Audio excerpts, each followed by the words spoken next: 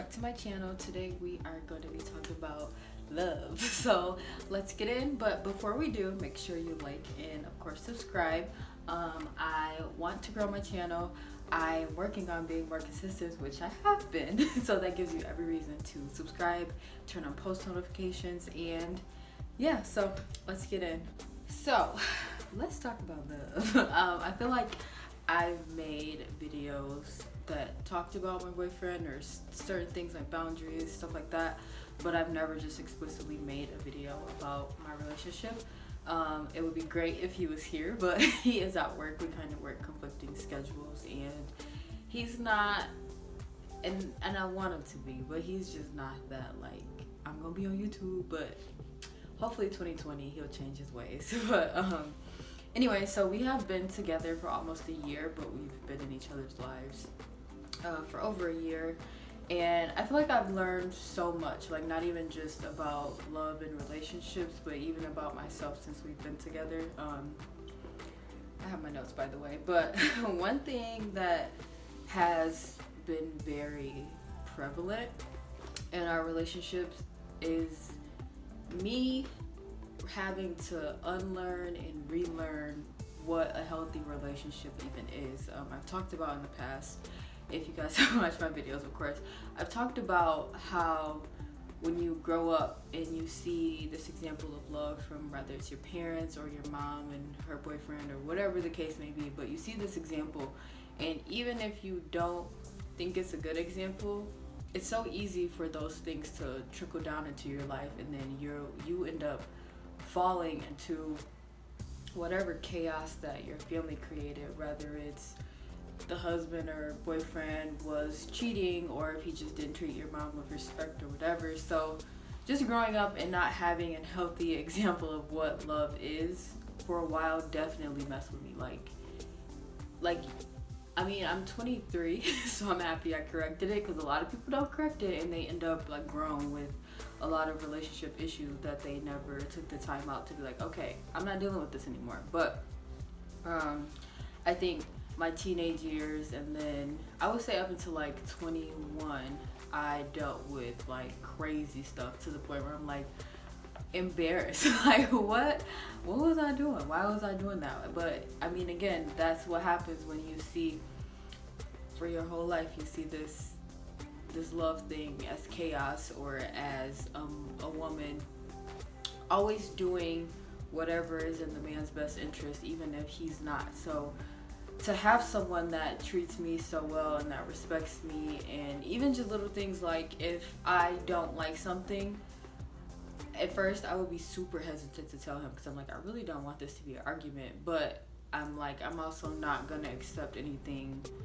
less than I deserve or want. But from day one, it's been like, okay, I don't like this thing, and then we talk about it and he corrects it, and I'm like, I've been stunned that he's done that. But the fact that I have someone in my life that's like that is kind of like a culture shock, because I wasn't used to seeing that, and even in my own relationship that I've had, I wasn't used to receiving that kind of treatment, I guess. So relearning and unlearning has been my hardest challenge, and I try not to put certain things on him either. Like, just because I only know this doesn't mean that he's that way, or just because guys in the past have done this doesn't mean he is going to. So I try to make sure there's a fine line between me still learning, but also me not deflecting that onto him.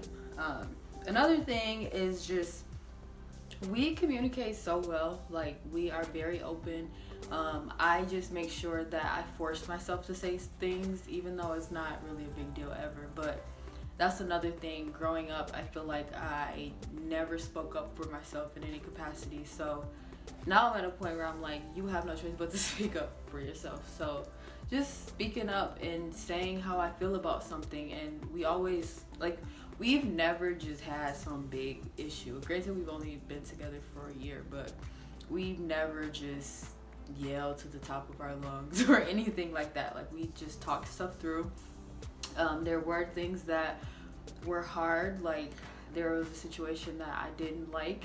Not even a situation, just like relationships he's had with other people, whether it's friends or exes, whatever. But I didn't like it. We talked about it. Yes, it was hard to cut off certain people, but at the end of the day, he did what was in my best interest, which is really our best interest. And I don't know, I feel like that really shows that he values and cares about me, because he could have been like, these people have been in my life way longer than you. And this was like earlier in our relationship too. But he obviously wanted this to grow, and I will say that I was right. But to bring that to someone, I would expect them to be like, no, like, yeah, that's your problem, not mine, sort of thing. But he always makes me very comfortable with everything and make sure that my feelings are thought of first. But you're definitely very open and honest about everything, and it's really nice, because I feel like that's made me more open and honest with other people, like even at work, just being able to say, this ain't right, like we not doing this. And I think it just gives me like confidence to do that, I guess. But the next thing that I've learned is to know when to challenge something, and to know when to leave it alone. Like the other day, I have a really bad attitude when I'm hungry, like bad attitude. And I was hungry, I had just got off of work, and I had a headache. And my boyfriend was sick, and I knew he was sick, but I didn't, in my mind, I'm like, you are not that sick, like you could still whatever. So I knew I was gonna come home and have to take our dog out and feed him, and I had a headache, and I was still hungry myself. So I'm already like coming home like, oh, I'm mad. So I get home, and I didn't even go in our room, which is where my boyfriend was. I didn't even go in the room. I just literally took my dog out, fed him. I ate in the kitchen and just decompressed, and then I came in the room. And I was like, past me would have just came in the room and was like, you couldn't even take him out, like you couldn't even whatever. But what's crazy is when I came in the room, he was asleep, but he like popped up, had a fever, like I know he was sick, but I don't know. But anyways, past me would have been like, what the fuck. But now I'm just like, all right, there has to be give and take, like, and I always have to correct my attitudes, because I used to get, like, in the mornings, it'll honestly take me until noon to adjust. Like, I used to have a bad attitude, but that's another thing. Like, my attitude has improved so much from being with him, which is random, but I think it's because he typically has good energy, but when he doesn't, I point it out, and then he corrects it. And that's another nice thing. Like, I feel like correction is the best way to show someone you love them. It's not just about talking about it or whatever, but like when we were in Jamaica, we had no time to decompress. Like, we get off the plane, which we were traveling for hours, get off the plane, we're hungry, then we had to drive 2 hours to our destination, and then at that point we had to just get there, get dressed, and then we had to go do stuff. But he just had a bad attitude, and I knew it was because, well, in my mind I wasn't thinking about, oh, he couldn't decompress, but I know that's the reason why. But once I said something to him about it, he corrected it. Like, he's really good, and I'm very thankful, because it's the ones out here that will not care about your feelings. So find you one that will, for sure. And I think the last thing that's really I guess that I've learned, but just really almost worked through, is openly expressing love. Like, I didn't grow up where my pen dropped, but I didn't grow up where people just said I love you all the time. Like, that was not a thing. And so to be in a relationship with someone, and then also, let me also say, the relationships I've had with people, it either never got to the I love you point, or if it did, they probably have the same issues as me, to where it wasn't said a lot. But it's really not even just saying I love you. It's like even just saying thank you, like I appreciate you, stuff like that. Like, I tell my boyfriend I appreciate him all the time, and he tells me the same, but like all the time, because he goes out of his way for me. He just is really great. And